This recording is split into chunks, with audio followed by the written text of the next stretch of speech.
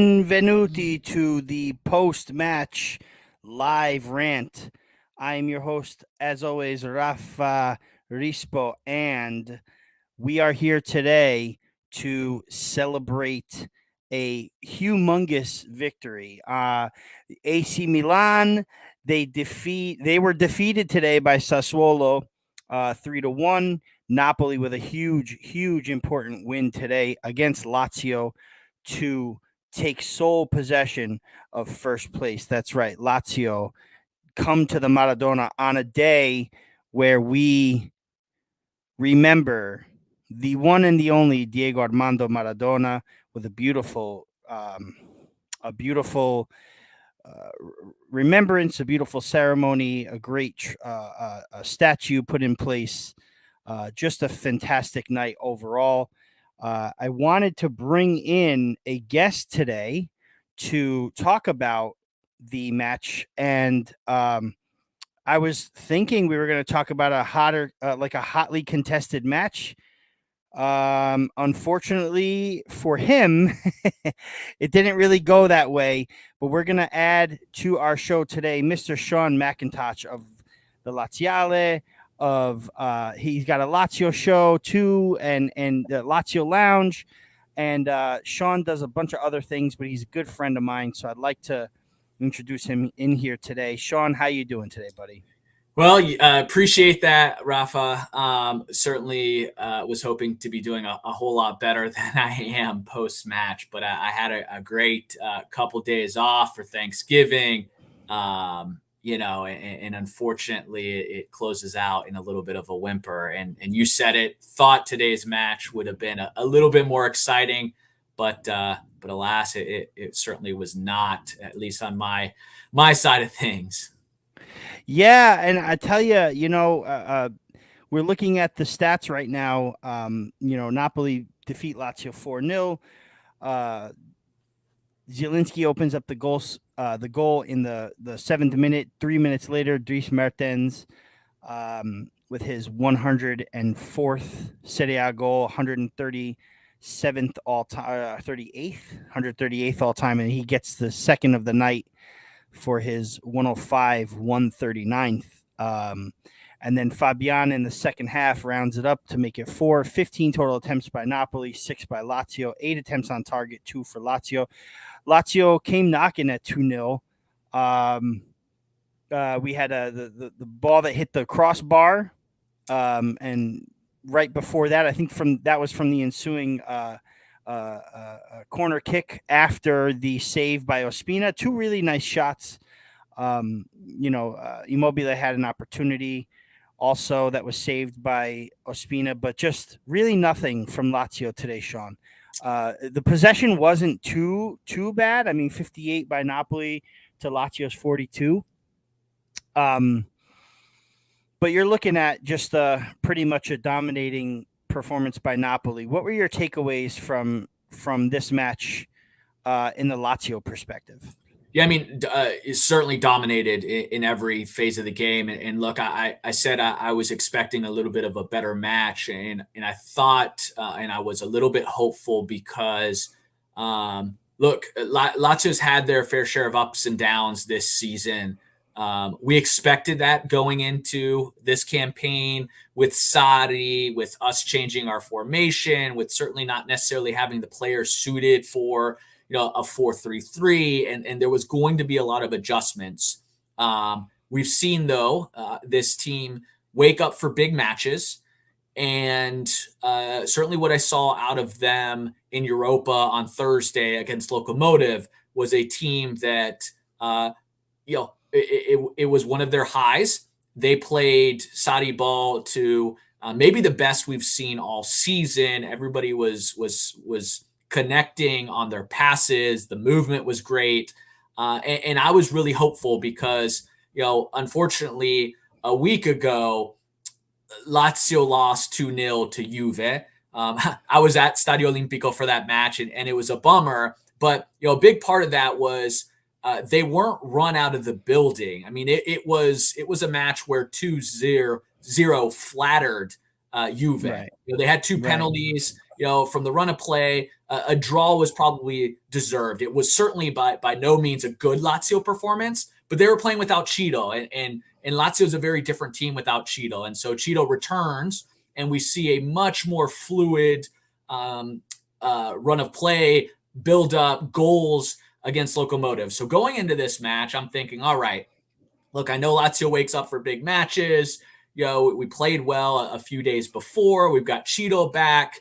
Marusic had been out because of COVID. I thought he could return, but most certainly I know Lazzari got some minutes in Europa.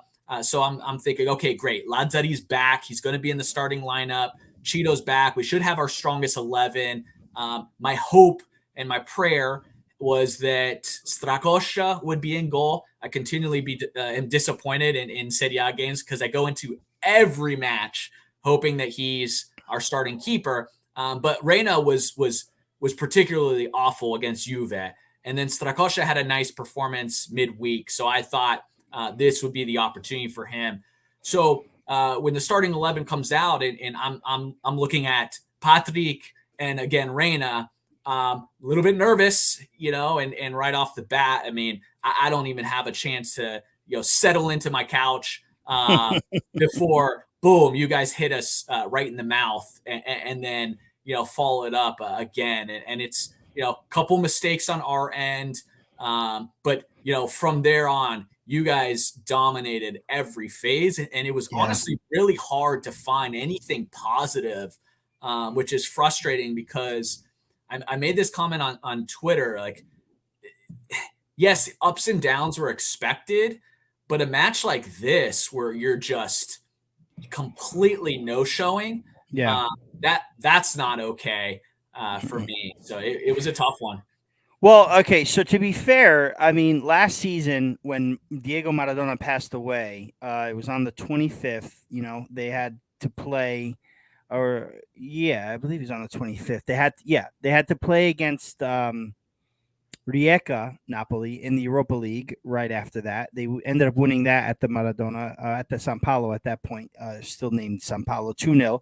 And then the tribute match to him, the first league match was a 4-0 defeat. We defeated Roma 4-0 at the San Paolo as well. Empty stadium, really, really, really eerie.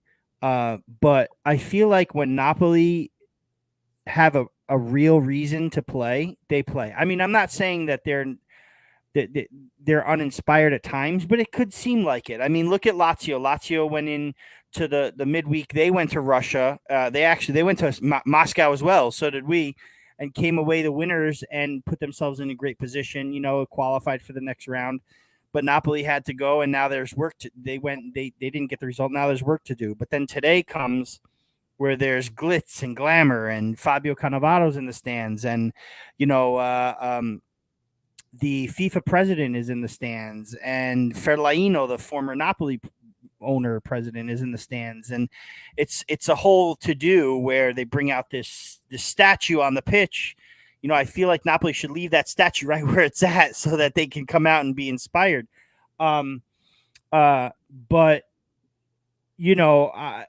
do you think maybe Lazio were a little bit intimidated instead of just outplayed by the situation?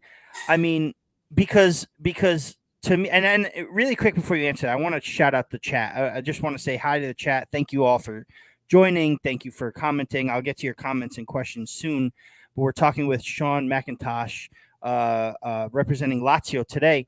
Do you think that the overall, show and the attendance of the Napoli faithful and the expectation was Napoli needs to come in and wipe the floor with them?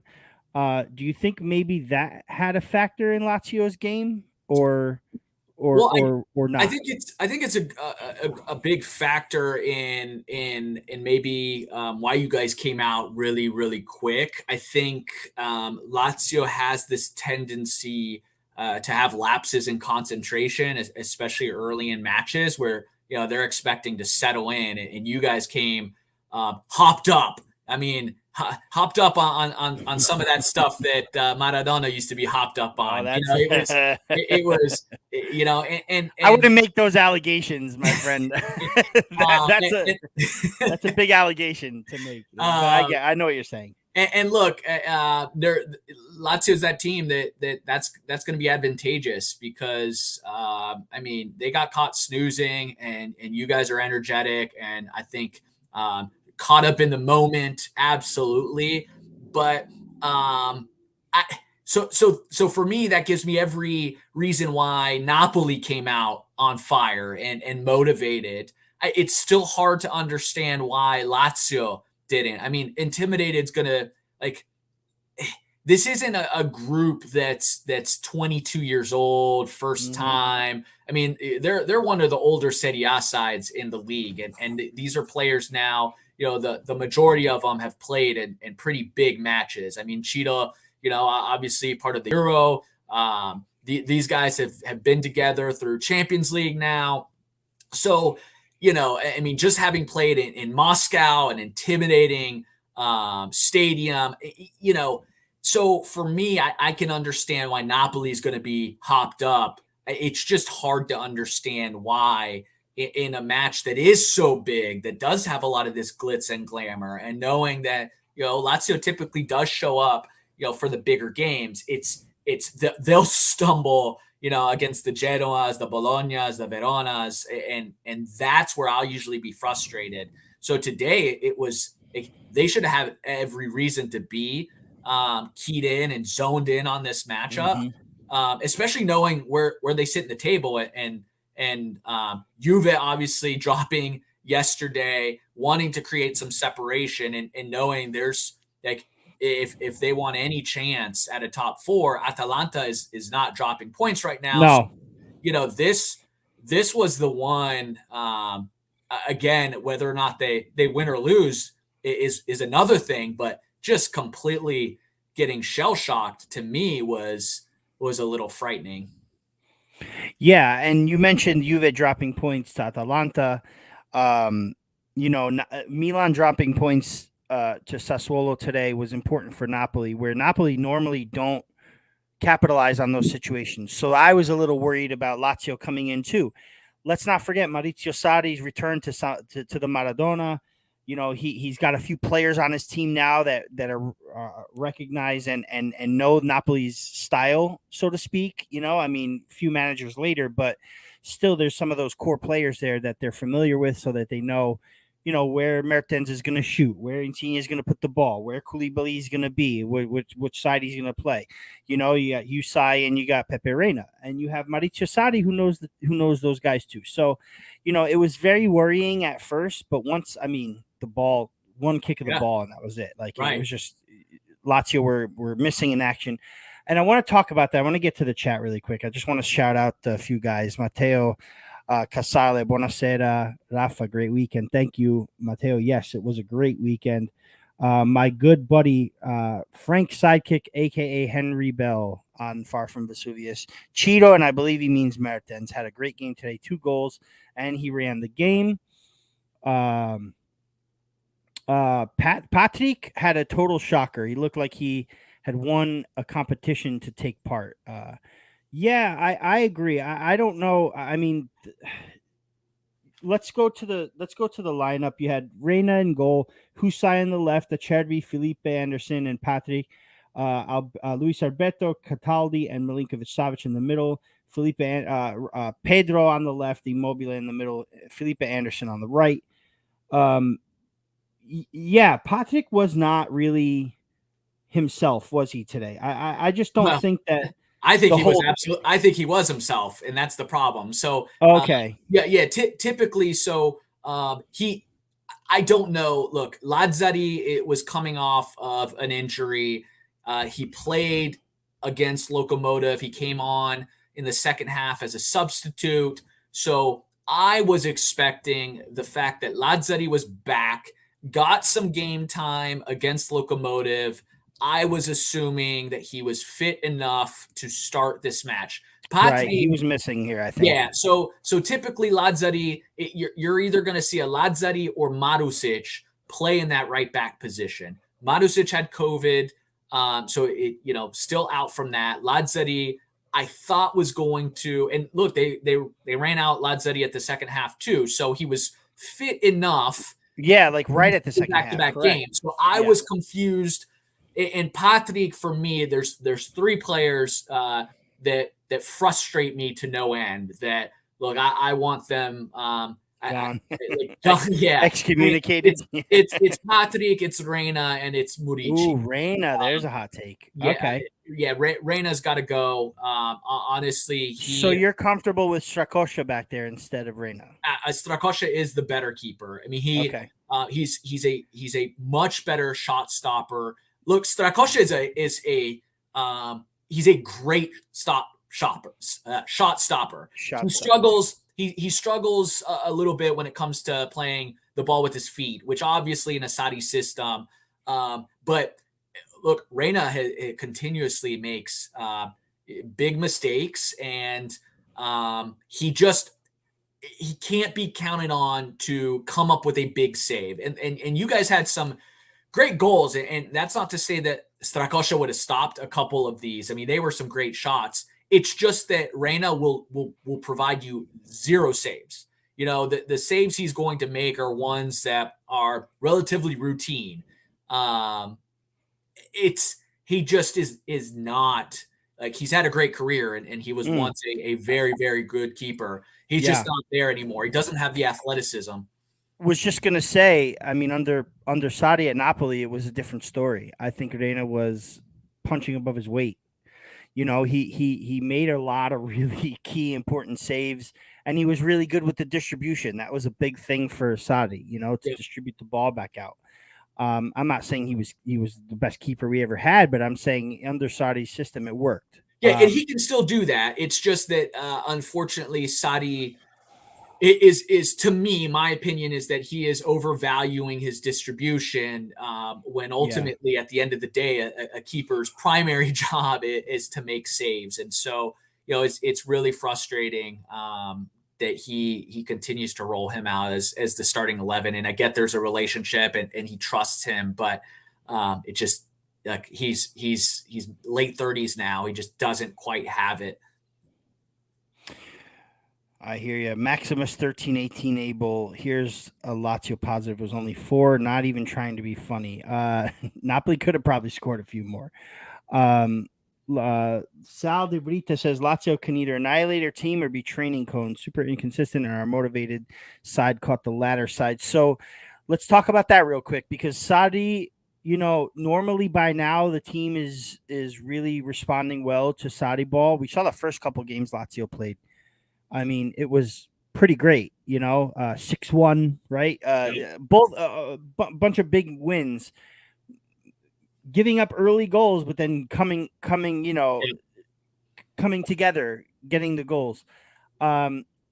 Is Sarri? Are you still okay with Sarri here? Like, is it frustrating you right now? Do you think that now should be the time? Because even Sarri at Napoli, when he first started, it was a slow start, but by now they got the ball rolling, and by the winter they were winter champions.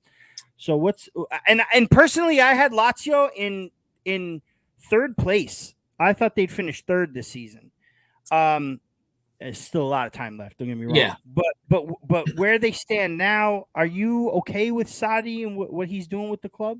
Yeah, I'm absolutely okay. And look, there needs to be a level of patience and understanding why we're struggling the way we're struggling. Today was pretty bad. I think that there's got to be a mentality issue when it comes to just completely not waking up for a match like this. But you take today outside of it. I mean, look, the Juve match, again, run of play, like we were in there. It wasn't good. We were without Cheeto. We know how much he factors into that. Two penalties, all of that. So for me, we were right in the thick of things. A couple points behind Atalanta for a top 4 finish. But look, a top 4 finish this year, to me, it's. I had us. I predicted that we would finish in the top 4, and it's not necessarily because I said this to somebody today. It's not that I think highly of us. It's that to me, I just think a little bit less of the teams that we're in the race for. Obviously, we know what Juve's doing. They're just not a strong side this year. Roma, Mm-hmm. I don't think is very good either. And Mm-hmm. they've been bossed, and they've been inconsistent as well. And then Atalanta, I thought was going to be there for the taking. Lost a couple key players. I thought towards the end of this cycle, and what they're doing is pretty remarkable because they keep chugging along. Gasperini, as much as I dislike him, he Same. as a We're manager, there. got to respect the. I Yeah. mean, what he's doing with the resource, incredible. And so, but I thought that they would be there for the taking, that they would slip up. And look, we just don't have the players for Sadi, so that's where it's going to. It's not going to happen this season, no matter what. It wasn't ever going to be a situation where by winter it's just us clicking. There right now is an over reliance on a couple players, and that's seeing some fatigue. A perfect example is Felipe Anderson. Felipe Mm. Anderson was one of our best players for a good percentage of the start of this season, game in and game out. He was actually consistent, which was one of the biggest knocks from him in his first tenure with us. And then one of his biggest knocks at West Ham was just he would go from being a world class player in one match to being largely invisible the next. Mm-hmm. But we saw a really consistent Felipe Anderson. Today he was invisible. He's really struggled in the past few matches. He's played in every single match, and he's had very few breaks, and so you're starting to see the effect there. There's a massive reliance on Pedro, who all the credit in the world. I think he's 34, 35, and he plays like a 24-year-old. He seemingly has the most energy on Lazio for being one of the older players. But like we just have no. It's not even. There's just no ability to rotate and give these guys a rest. I mean, much. Again, Europa, we're playing a lot of the same guys. If Cheeto's not playing, we've got no chance whatsoever. Murici being that backup striker who just offers nothing, to the point where if Cheeto's not playing, Sadi's having to go to a false nine and play Pedro. So again, not giving Pedro any rest. Mm-hmm. Mm-hmm. So I think that's the biggest issue. We'll see. A big part of signing Sadi and a big part of why I was excited. Outside of his credentials, like we know he's we know what he did at Napoli. We know he was able to go to Juve, and I think his tenure now at Juve looks a whole lot more impressive. Given what we're seeing out of that side. Sure. But for me, it was a statement that we were going to invest in the club, and do something in the transfer windows, because Sadi wasn't just going to sign up, just to kind of let things go as it is. So I think he's competitive. I think hopefully he's made some requests. It's out there that he wants to sign a left back and a backup striker in this winter transfer. So I don't think we can judge anything until we get through this summer transfer window and we see, if Lotito puts a little bit of money where his mouth is. Mm-hmm. And then we could give Sadi a fair chance. But I think everybody's, that Sadi said from the beginning, this entire season was going to be a transition. So Mm-hmm. we'll see what it looks like. I mean, it's fair. That's the only fair assessment. A transition season when a new manager comes in. I mean, I remember when we signed Sadi from Empoli and was like, "What are we doing? Why are we getting this guy? Who is this guy?"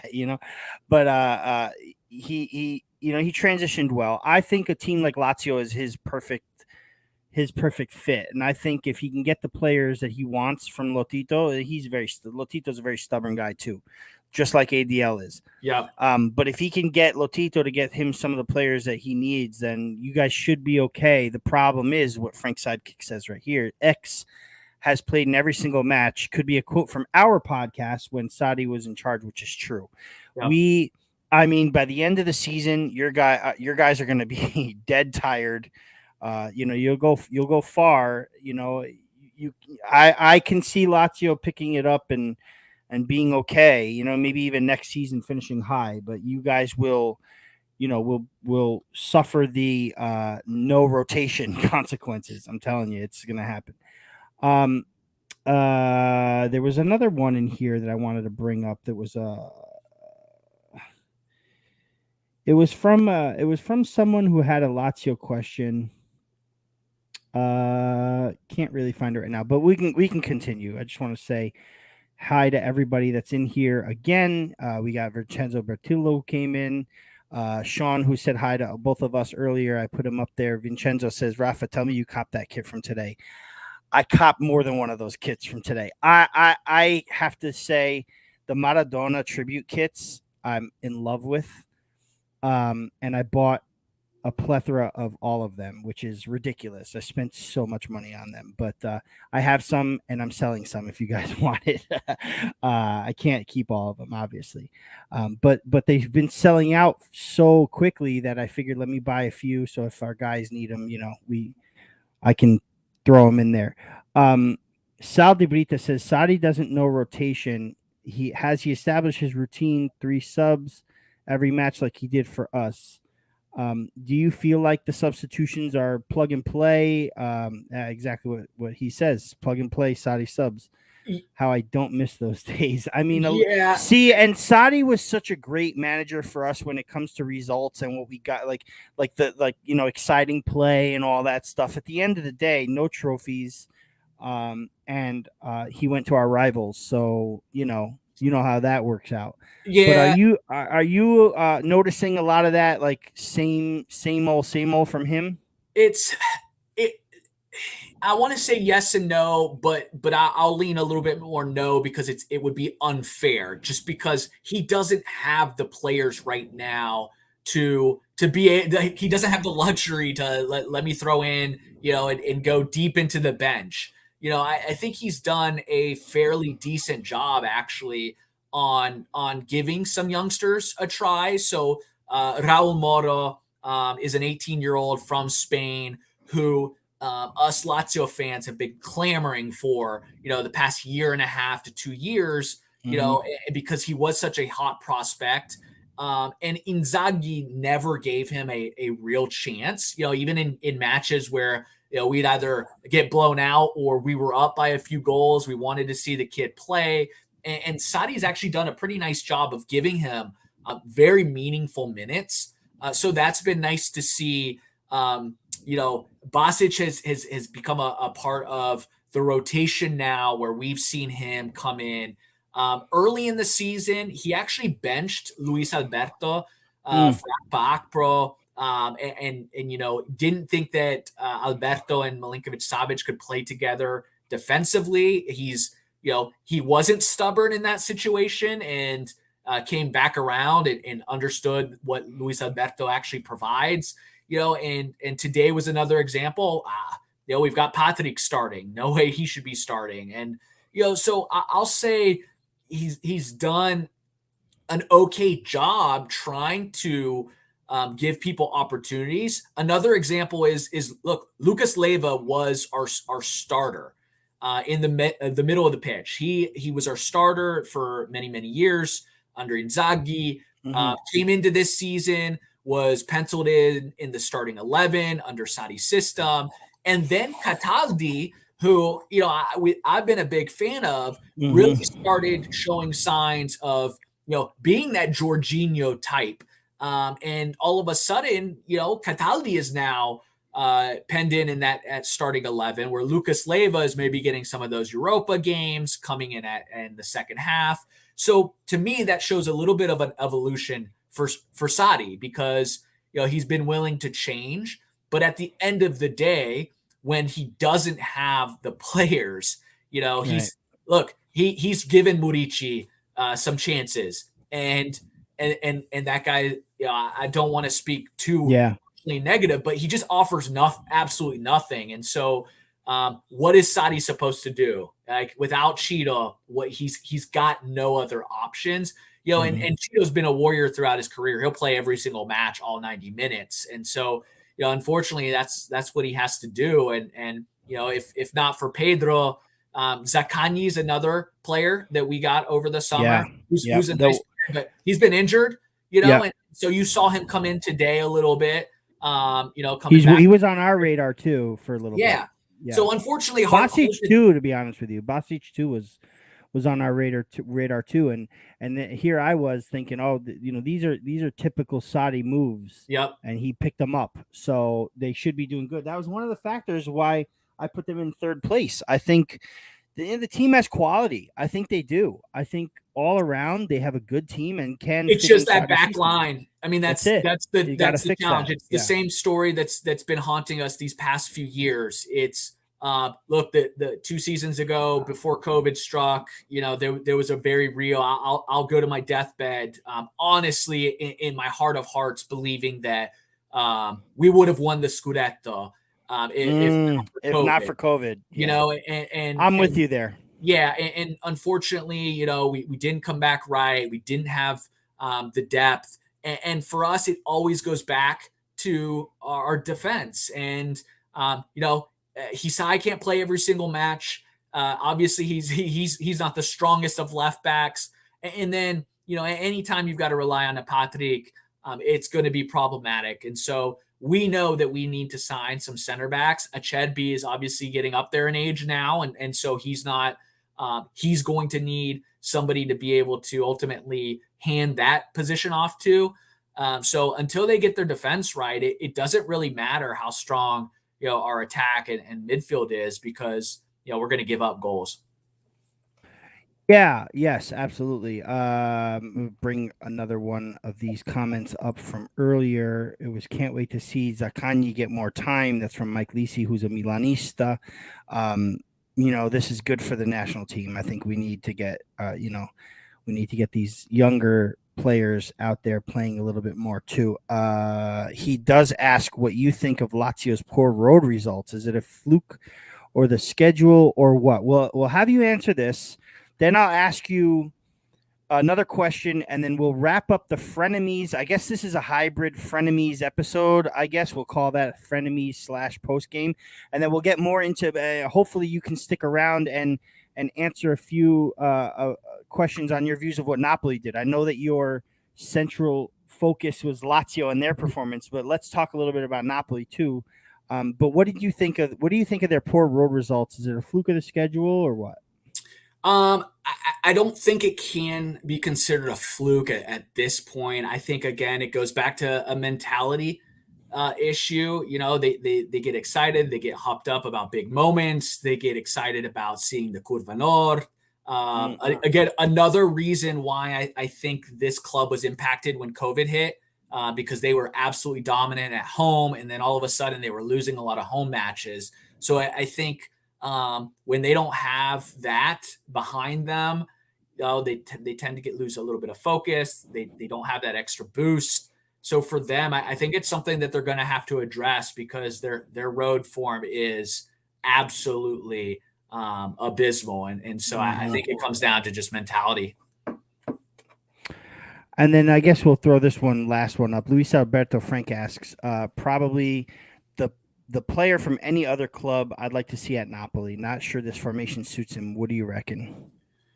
I mean, look, I think he is a player that's proving that he can play in some different formations and be successful. I mean, last year he's playing in a 3-5-2. This year he's in a 4-3-3. When you're that creative with the ball at your feet, you can the right coach can find a place for you, and he is a little bit more of that old school number 10. Let him roam a little bit and make plays. So yeah, I'd hate to lose him, but I think he's a player that any team would be very excited to have. I agree. Where do you see Lazio ending up after? I mean, I know it's only match 14 or 15. It's hard not to overreact after this type of a matchup. But look, I think they'll finish in Europa. Unfortunately, I think that's where they'll fit. I think ultimately that would be a fine. I think that's realistic, and I think it's within, when you look at how much they spent, when you look at it being a transition year. I know I'm going to be pissed either way, but I think the realistic, taking a step back and looking at it, I think it's the realistic, fair assessment, given where they're at, is that a Europa League spot would be just fine. I think that's on par with where they should finish this year. But yeah, we'll see. Coppa Italia. Man, that it's funny because that competition is such a crapshoot. Like it's honestly the hardest thing to It predict. really is. Anyone Like can win that thing. anybody can win it, and it also really depends on what you're doing in the league. I think that you look at Napoli right now. Honestly, I would peg you guys as not going far in Coppa Italia because now that focus you start to sniff. And I don't want to say the words, but you start to sniff this Scudetto a little bit, and so your focus is going to be on that. So that's where I see, a club like Lazio when things aren't going that well, in league play, you start to direct your attention, and Lazio's been great at that. In seasons where they're not doing as well as they had hoped, in rallying around Coppa Italia and finding a way to win a trophy. So I could see them going far in that comp. What about in the Europa League? I mean, so you guys have clinched qualification. You play Galatasaray for the group win. Galatasaray beat you 1-0 last time on that Strakosha blunder, which I couldn't believe. But a 2-0 or a better result than 1-0 will have you guys win the group, and that's pretty big. I can't stress enough on this platform. I've said it so many times that people are probably sick of it, but I need Napoli to win the group so they don't play in February because that's huge. Napoli and Lazio win their groups. They don't play again until March in the Europa League. So for me, especially with the Africans leaving and now Osimhen's injured until end of February, it's humongous for me. So are you particularly focused as a supporter on the Europa League as well? Now, what I say these things, and Sarri with Napoli was notorious for tanking out of competitions to get what he wanted in Serie A, and it was the most annoying thing in the world. So, how are you expecting to go a little further in the Europa League as well, or because that's not a crapshoot? The Coppa No, Italia, yes. Europa yeah, League, no. yeah. I think look, Europa there's great competition in Europa League. I Ciao, Frank. think Thank you. Good night, my friend. I Sorry. think I think they'll do well because I think there will be a little bit of a focus on it. Sadi's actually done. Yeah, again, he doesn't have very many options, so it's not like he's going to go in a full rotation and we're going to see a completely different starting 11. So, it's that balance where all of a sudden we do well in this competition in Europa, but it's hurting our Serie A performances too. So, look, I think they are expected to do well in it. One of the things I liked about Simone Inzaghi is he typically tried to win every match. Now they'd be a little bit lackadaisical sometimes when it came to Europa, but from a lineup and tactics standpoint, they did go for it. So yeah, I think they'll wake up for an opportunity against Galatasaray, and your point is a big one. I mean, for them to get a break and not have to play in February is massive. So I think they'll be hungry to do it. My expectations as a fan is I'm taking Europa relatively seriously. Obviously, if we were a little bit more in the Champions League race, I think I'd want to make sure we're resting players. But yeah, we'll see. Right. I hear you.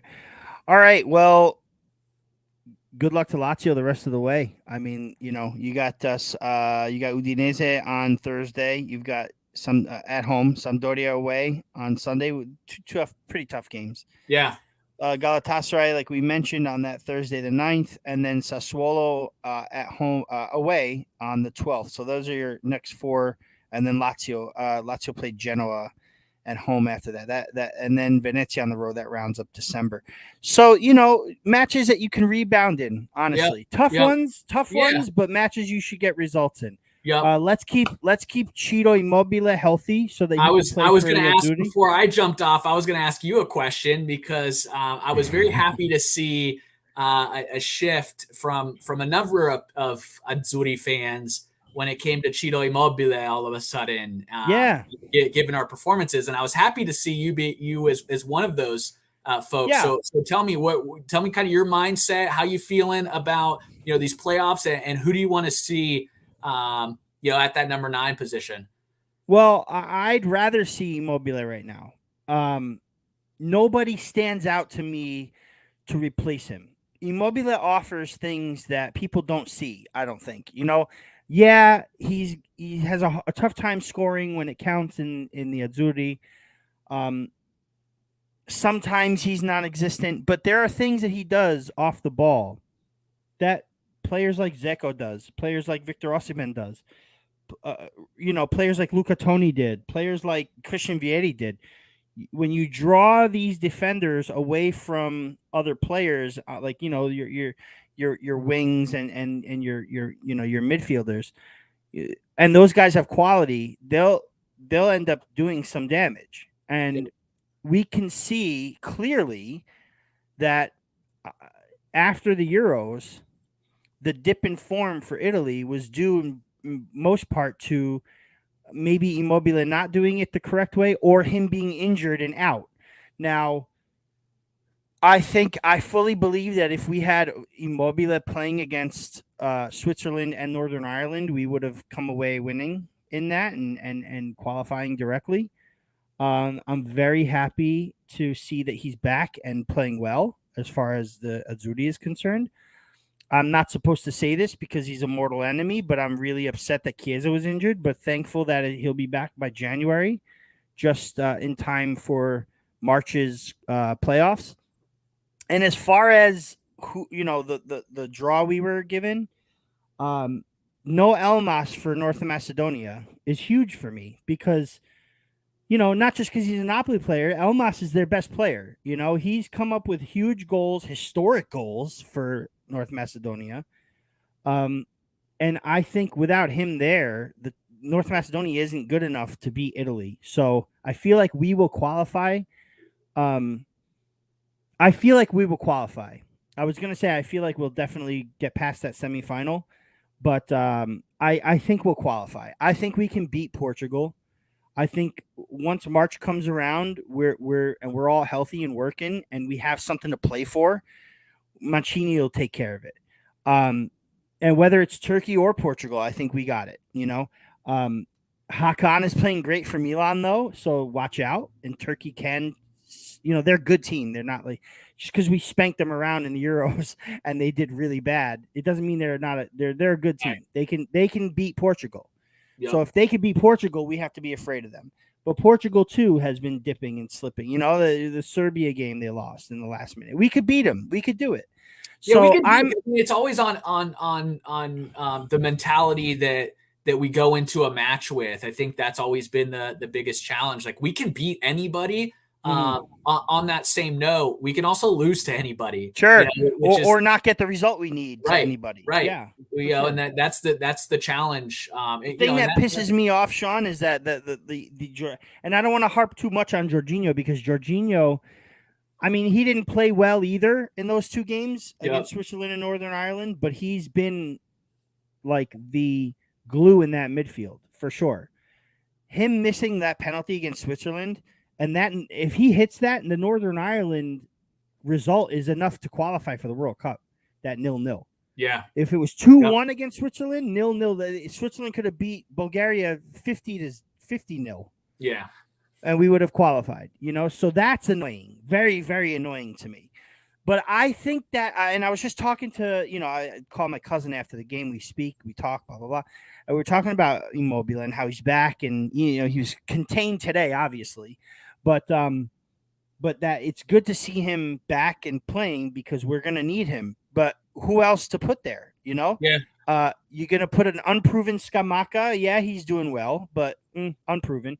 Raspadori, he went to the Euros, but he's not proven either. Belotti, he's got injured today, but he's worse than Immobile in the national team, if you ask me. And who else? You can't put Insigne at a false 9. If anything, they should have done a Chiesa instead of Insigne or just played Belotti. You know what Yeah, I mean? and look, If you ask Mancini's me. the one ultimately, it was always funny to me during Euro the run because everybody's raving. In Mancini we trust, but then it's like, well, why is he starting Immobile? And for me it's look, he's obviously the one, he has a very specific system and it's working and he trusts them and he obviously sees it in practice. He sees it on the training pitch and the biggest difference when you look at like what Sadi does with Cheetah in that 4-3-3 versus what Mancini does, the biggest thing is the way that their wingers play. So like a Mm-hmm. Felipe Anderson and Pedro, they're playing in service of Cheetah. So Mm-hmm. Cheetah's making his runs to find open space so that they can find him and ultimately he can score. Whereas for Mancini, he's got players like Chiesa who has an eye for the net. Like Mm-hmm. Chiesa's looking to take a defender on. Same as, Insigne is great at taking a defender on, whipping that ball in and trying to curl one in. And so they're not necessarily looking to feed Cheeto so that Cheeto can score. It's just Cheeto's assignments most of the time are move, move, move. And he's always running, create some space. And that way those guys have the opportunity to beat one man, hopefully have enough space and score. And that's really the focus of his system. Now, like, no, don't get me wrong. Are there times where Cheeto needs to finish? Like, of course, but a lot of times all those other things get completely unnoticed, and the work rate that he's putting in to open it up, just gets forgotten. And in matches like this, like Mancini trusts him, and he's going to Mm-hmm. trust him because that's what that system needs. So and look at when the Azzurri have always been successful. There's not been some world class Lewandowski type, that just bags goals. That's never what the Azzurri have been. The only time you've probably ever seen that was Paolo Rossi, but Yeah. Rossi wasn't that type of a player for club level. It was, he just he did it at the World Cup, and that was about it. But Luca Toni wasn't bagging No. goals. Two No. goals in the World Cup. People forget No. that. No. And to your point, I mean, take a look over your shoulder there. You got Fabio Grosso on your wall. Right. Yep. He came up so humongous for Italy That's in actually Pirlo. 2006. Pirlo. Oh, is that Pirlo? Yeah, I it's can't Pirlo. see. It's an autographed Pirlo painting. Yeah, post Oh, World all Cup. right, yeah, all right, all right. But It looks like well, so I can't see that clearly. yeah, you're thinking of the head. I'm Right? thinking of because I was Yeah. gonna say today was Grosso's birthday, which is cool. Yes. Yes. But yeah, now that I've zoomed in, I can see that it is Pirlo. There you go. All right, I had to zoom in for that. So Sean, enough of the national team. Let's talk about this. Let's talk a little bit about Napoli. I mean, how did you find Napoli today? I mean, Yeah, I'm brilliant. not. Yeah, Every phase of the game, it was brilliant. I was I really can't think impressed of with the one player. passing. I Yeah. mean, the passing was remarkable. Even late in the match, they did such a great job of killing the match. Lazio's kind of running around. It's like, I don't know, Rafa. Do you play FIFA? Yeah, I mean, a lot less now, but So I it's like do. when you're playing online and you're in need of a goal Oh, or two, and you're playing against somebody that's just so smart that just knows how to keep the ball and pass it real quick to the open man, just killing it off, and you have no ability to get the ball. Honestly, I'm watching it and it was just hats off because obviously you guys came out quick and scored those goals, but you could have very easily taken your foot off the gas, allowed Lazio to find a little bit of momentum. And you mentioned early, like, yeah, they had their chances. Achedby hit the crossbar off of a nice header. But right. outside of that, that's from a set piece, did absolutely great to obviously a couple wonder goals.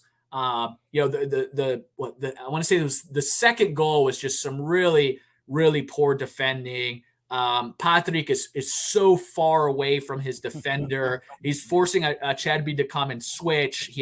Patrick has at that point no ability to get back to his guy. Mm-hmm. They're sliding, and Dries, your Chiro Total control. does Yeah. great to just control it, smooth as can be, and tucks it in. And so, but you guys could have done real easy to just take your foot off, play a little bit sloppy, lose concentration. that to me, and I don't want to. There's a long season ahead, but that to me was a performance of a champion Mm. because ultimately it comes down to mindset. It's really easy to get excited, to start feeling yourself, and then allow that concentration to slip. This is the type of performance that if Napoli can continue to just replicate that, I mean, it's it was an absolutely brilliant performance, top down. Yeah, there was not a single player that I can think of that started this match that didn't deserve tens across the board. I mean, I think everybody. I mean, let's take a look at FootMob. FootMob. We use FootMob for stats here, Sean. So Ospina, Di Lorenzo, Ramani, Koulibaly, Marie, Lobotka, Fabian, and I was afraid of Lobotka starting, but as Ale would point out here, Lobotka was outstanding. Yes, he was. I wanted Deme to start since he just recently, uh, uh, you know, got himself a negative COVID test and right before the Europa League match. So I thought he was available to start, but Lobotka got the nod. Fabian, Lozano, Zielinski, Insigne, and Mertens. And I thought Petagna was going to get chances. And before the match started, I was thinking to myself, maybe this is a mistake. Maybe we should give Petagna the chance to be that backup striker that we signed, and see some more from him. But I mean, I'm not going to complain, man. The two goals from Dries Mertens, the two goals that he scored, he actually facilitated the first one too. I think his presence in the box just caused a lot of panic for Lazio in the box, and Zielinski's shot just was so powerful. And Yeah. he's another one on a run of form, like that started off kind of slow. So FootMob gave Ospina a 7.5, Di Lorenzo an 8.3, Koulibaly a 7.5, Mario a 7.4, Lobotka 7.9, Fabian at 8.6, Lozano an 8.1, Zielinski an 8.3, Insigne an 8.3, and Dries a 9.0. Ramani's the only one that got a 6.7, maybe because he didn't really have the ball much. I don't know, but I didn't really think he played that bad of a game, to be honest with you. And we got an assist from Insigne, an assist from Lozano, um, an assist from Di Lorenzo. It just was. It was the perfect match Napoli could have played. Fabian is playing out of his mind after a couple of games that he kind of like was a little lackluster in. Um, and we're seeing the Dries of old. I mean, the goal he scored against Inter last week to make it 3-2. He could have made it 3-3, but didn't. But this Dries Mertens, I mean, Victor who? I don't want to say that too loud, but what an opportunity for him to come back to the goal scoring that he had of a few years ago. I mean, um, yeah, total dominating performance. I mean, even from the bench, you had Elmas come in, Petagna, Deme, Gulam, and Malqui. I mean, Elmas, Petagna, and Deme came in and did pretty well. I feel just a fantastic performance overall. Um, do you realistically see Napoli winning a Scudetto this season? What are your thoughts? And from an outsider, because I know Milan are there. Yeah. Let's take a look at Milan, Inter, Napoli. Who of the three? And don't just say Napoli because you're on a show. No. It's look. The roster is strong. Honestly, I think it's between Napoli and Inter. Honestly, I think Milan's done well, but I think when you look at kind of how they tapered off the second half of Last last season, season, yes, big. they're starting to show some of those signs again, which is a little bit worrisome. So I honestly, when I just look at the rosters and then obviously the performances, I think Inter still has a strong chance at it, and obviously coming off a Scudetto, there's always confidence from that. But if gun to the head today, I mean it. Napoli, look, the performance was brilliant, and I think the roster is there, like the lineup. You guys have some strong depth to be able to lose Osimhen and have a guy like And Gisa as Reeves. well in the midfield. Yeah. Yeah, Zielinski obviously is a class midfielder. So it's just, if not now, then when? The league's Yeah. open. Obviously, we see Juve's cracking. So I mean, today was a big positive step because of Statement. just that Hmm. mentality. Yeah.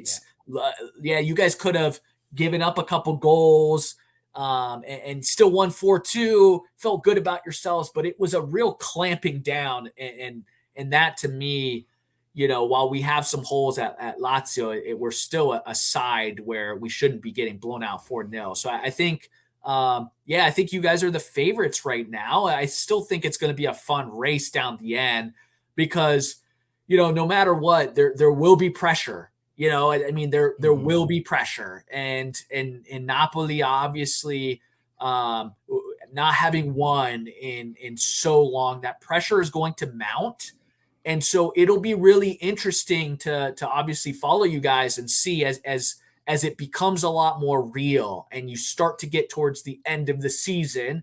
um, how will Napoli manage those demons from past years? And I think what goes to your benefit is that Juve, let's knock on wood for everybody, Juve is Mm. not in it, Everybody. because I think that could make that pressure a little bit tougher should you guys be in a battle against Juve, just because of history and what's happened before. And to me, that stuff matters because that's such a weight, and players feel it. And players feel what the fans feel.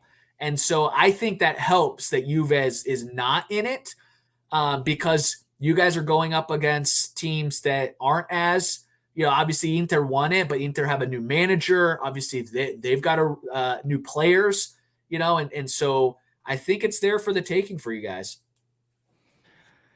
Yeah, I agree. I think I like what you said about if not this year, then when. It felt the same way with the Saudi year of 2017-18.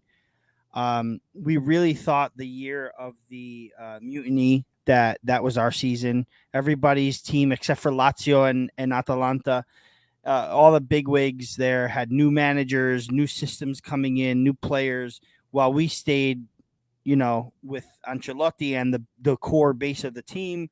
We had just went to um, Michigan and Florida to watch them play, and the first time that they were in the States, they lost both times to Barcelona, but still, we were on a high on this podcast, and it really just didn't happen, and very disappointing. Um, and I think you're right. If not this season, then when? And even though Spalletti coming in this season, a new manager, new sort of a new system, a new guy, a new presence. I had us finishing third at first and then second after the Mercato because of who went where and what happened, where everything fell. But yeah, I think this has to be the season to do it. I mean, it's not enough anymore just to qualify for Champions League. It's not enough to win a Coppa Italia anymore.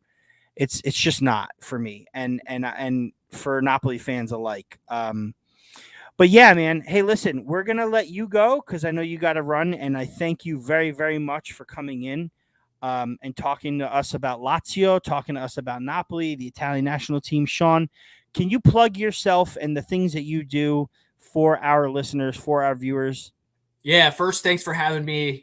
This was a lot of fun. Wish it could have been under a little bit of different circumstances for myself, but well deserved victory for you Thank guys you, today. thank you, man. Yeah, you can catch me on my personal Twitter account at Sean_McIntosh, and then me along with a few other great Laziali run Lazio World, so you can catch that at Lazio World on Twitter. We've got a host of different podcasts, including Lazio Lounge, weekly stuff on there, which you can find that on every platform. So we're on Twitter, on YouTube, on Twitch, you name it. So those are some great places to catch some good Serie A and Lazio content. Awesome, Sean. And you also do some stuff with Charlotte FC, don't Yeah, you? so The brand new MLS team coming yeah, out. brand new MLS team. We kick off in March of, or I guess February of 2022. So we just announced our inaugural home match on March 5th against the LA Galaxy. But Charlotte FC, we are the new MLS team here in the United States. I am the chief fan officer for Charlotte. I am in charge of really everything from a fan experience side. So I've had the opportunity of going around the United States and now even around the world, taking in some of the best fan experiences and big soccer matches around, just to obviously as we start building ours out, getting an input on that. So it's been a lot of fun. If you don't have an MLS side or if you're based out of the U.S., I encourage you to follow Charlotte FC, and it should be a lot of fun as we get ready to launch this thing.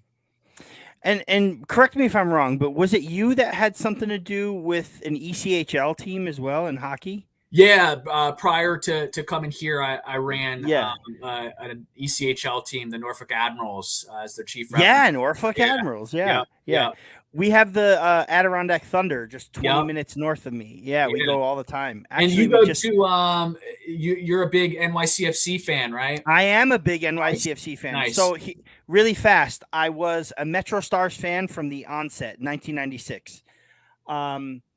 They were really horrible. I mean, especially from when they transitioned from the Metro Stars to Red Bull, and Yep, then, they won a couple of supporter shields or whatever you want to call it, and that was cool. But I had said to myself, if the Red Bull don't win the MLS Cup before this NYC starts, I mean, they're in the Bronx. I'm from Yonkers. They had Pirlo coming in. How could you not? You know, they just appealed to me. The colors, the just the city feel, yep, the fact that they wanted to build a stadium in the city and stay in the city. For me, it just appealed to me. So I converted to an NYCFC fan. yeah, I pay attention to Red Bulls. I actually know John Wolinek's brother-in-law very well. He's a client of mine. He comes in, gets a haircut. We talk all the time. I met him once. And he was really surprised that I knew who John Wolynek was. He's actually the manager of Red Bull 2 right now. But big time, Metro Star Red Bull player, and was just surprised. Like, John Wolynek? How is that possible? But I did. I knew him. I knew who he was. We used to go all the time.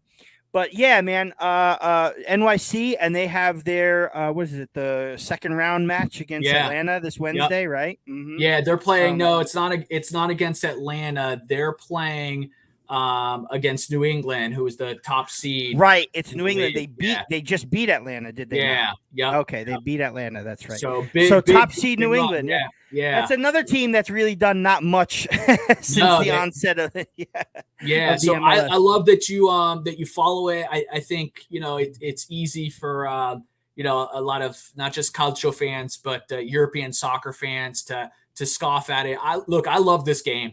Absolutely. Yeah, man. I'll go see any level of That's this it. game wherever it is. I'm a big proponent of supporting local and go out there and look. We can't go to Diego Maradona Stadium or Stadio Olimpico every weekend. So for me to get my fix and be a part of that experience in the game here in our backyard, highly encourage people to check it out. Well, there you go. Maximus 1318 Love it. been trying to get into MLS. Maybe I will follow Charlotte. Listen, Charlotte's got the right colors. They do. They got the right colors. They're a new team. Why not, Maximus? Do it. That's what I did for the NYC. That's what I did. So get on it, my friend. Get on it. Sean, I want to thank you again very, very much for coming in. I appreciate it. Good luck to Lazio the rest of the way. I hope we can see each other in the Europa League. That would be cool. Farther down, obviously, maybe in the final. And maybe we'll have you back on for the second match here at the Olimpico. Why not? Yeah, glad to do it. All right, Raffa. Thanks, buddy. Take care, my friend. Appreciate you, man. Thanks for coming on. Appreciate it. Ciao. All right, you guys. That was Sean McIntosh of Lazio Lounge, the Laziale. various things. Charlotte FC, really cool dude. I actually really enjoy his his pieces, his conversations. But guys, let's get to it. The Raffa post match, the Raffa Napoli post match. Beast of the match. I saw a few people in here. Thank you very much, Maximus. I appreciate you. I appreciate you joining too, first timer. Please follow us on Facebook, on YouTube. You have the YouTube. We also have podcast audio. These all go to audio anywhere you like to download your podcast. So Apple, Spotify, Google, Podbean, Spreaker, name it. I think our YouTube channel does it in audio only again, also. Just a whole bunch of different places. So I put it out there. Who's the beast of the match? Who do you got? Mateo Casale says Lobotka. Maximus here says Chucky. I have a different take. Alice says Cheeto. I have a different take. Let's go. Who is the Napoli Lazio 4-0 beast of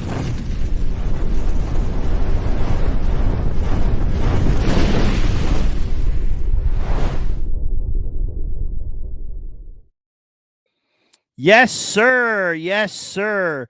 For me, it's Fabian Ruiz. Yes, I think Fabian had an incredible match today. I think the passes that he strung, the vision, the space he opened up, the winning of the balls back, the playing up when Zielinski came off, the goal that he scored, it kind of allowed him to score a goal. He went a little bit further up.